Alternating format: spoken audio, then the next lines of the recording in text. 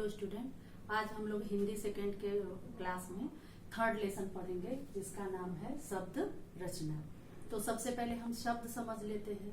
शब्द क्या है? वर्णों के सार्थक मेल से जो तो शब्द बनते हैं, और शब्द जब वाक्य में प्रयोग होते हैं तब उसे हम पद कहते हैं। जैसे यहाँ लिखा है, वर्णों के सार्थक मेल को शब्द कहते हैं। शब्द जब वाक्य में प्रयुक्त होता है तब उसे पद कहते हैं। अब हम पढ़ेंगे शब्द के भेद।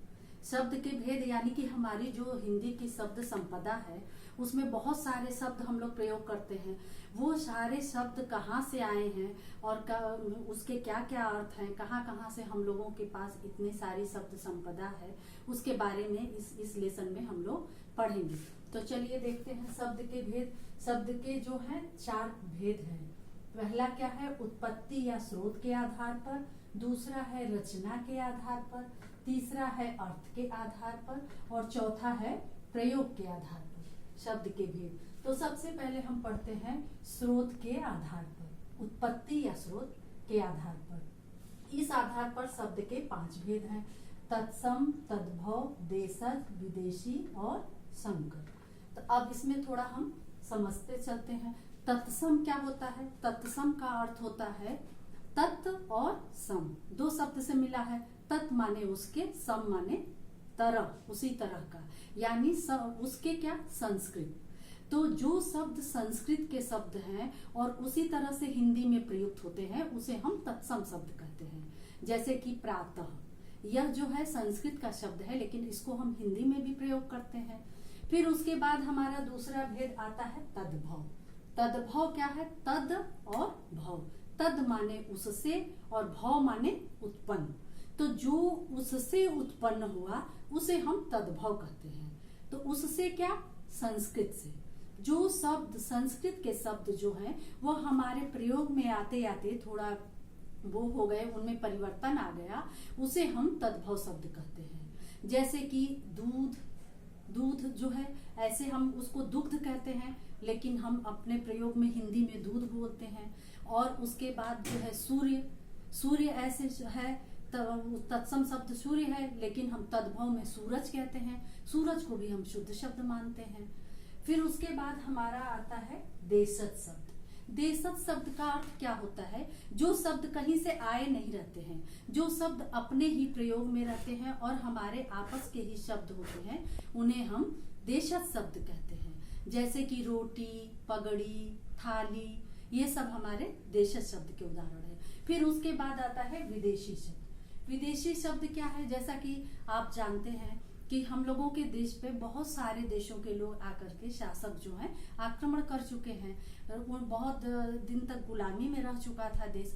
तो क्या हुआ कि जो उन लोगों की भाषा थी वो हम लोग जो यहाँ के लोग थे वो धीरे धीरे उनकी भाषा को हम लोग भी अपनी भाषा में प्रयोग करने लगे, बोलचाल की भाषा में लाने लगे। तो विदेशी शब्द का शब्द जैसे कि हवादार है, ये 2 शब्द है। दार जो है अरबी का शब्द है, हवा हिंदी का है। तो इस तरह से हमारा जो विदेशी। फिर उसके बाद हम कहते हैं शब्द है रेलगाड़ी। रेल अंग्रेजी का शब्द है, गाड़ी हिंदी का है। रेल यात्रा, रेल जो है ये फिर अंग्रेजी का शब्द हो गया, यात्रा संस्कृत का शब्द है। तो इस तरह से हमारा ये वो है संकर शब्द है। ये हम संकर शब्द के बारे में बता रहे हैं जो 2 शब्दों से मिलकर बना है। एक वो जो है कोई और देश की भाषा का और एक हमारी अपनी भाषा का, 2 शब्दों से मिलकर के हमारा ये संकर शब्द बना है।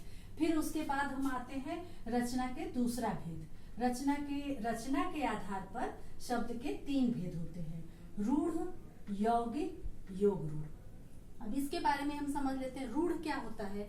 जो शब्द किसी एक विशेष अर्थ के लिए वो प्रयोग में आ जाता है या प्रचलित हो जाता है उसे हम रूढ़ कहते हैं।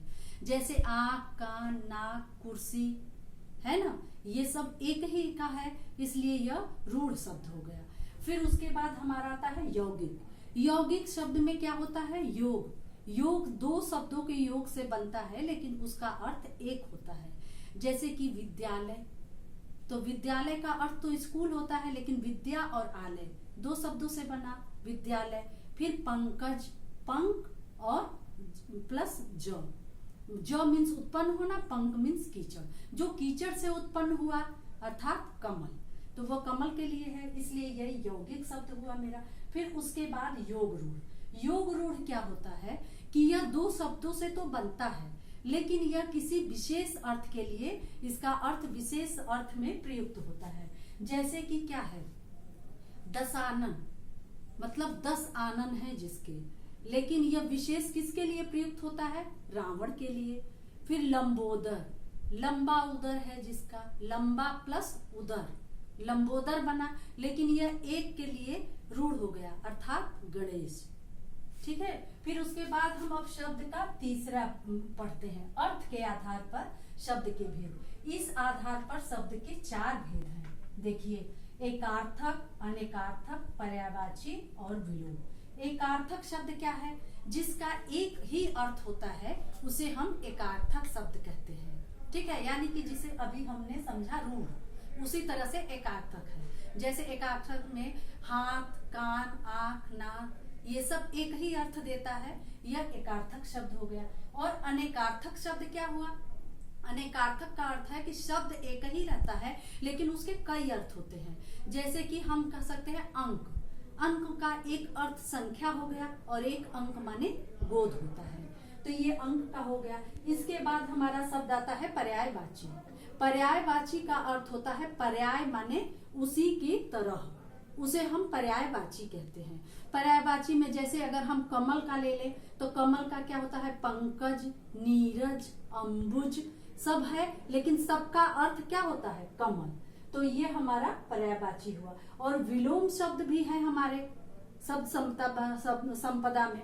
विलोम का अर्थ होता है बिल्कुल विपरीतार्थक शब्द, जो शब्द हम बोलते हैं उसका बिल्कुल विपरीत। जैसे दिन, रात, सुबह, शाम, धनी, निर्धन, ये हमारा शब्द क्या हो गया, ये हमारा विलोम शब्द हो गया। फिर उसके बाद हमारा प्रयोग के आधार पर शब्द आता है। इस आधार पर शब्द के हमारे 2 भेद हैं, एक विकारी शब्द है और दूसरा अविकारी। विकारी में क्या होता है, जिस शब्दों में जिसमें विकार उत्पन्न होता है या कोई परिवर्तन आता है उसे हम विकारी कहते हैं, और जिसमें कोई विकार नहीं आता, जैसे का तैसे ही वो शब्द हम लोग प्रयोग करते हैं, उसे हम अविकारी कहते हैं। तो विकारी में आते हैं हमारे संज्ञा, सर्वनाम, विशेषण और क्रिया, ये 4 हमारे विकारी शब्द में आते हैं। और अविकारी शब्द में आते हैं क्रिया विशेषण, संबंध बोधक, समुच्चय बोधक, विस्मयादि बोधक और निपात। इस तरह से हमारा ये शब्द भंडार पूरा हुआ।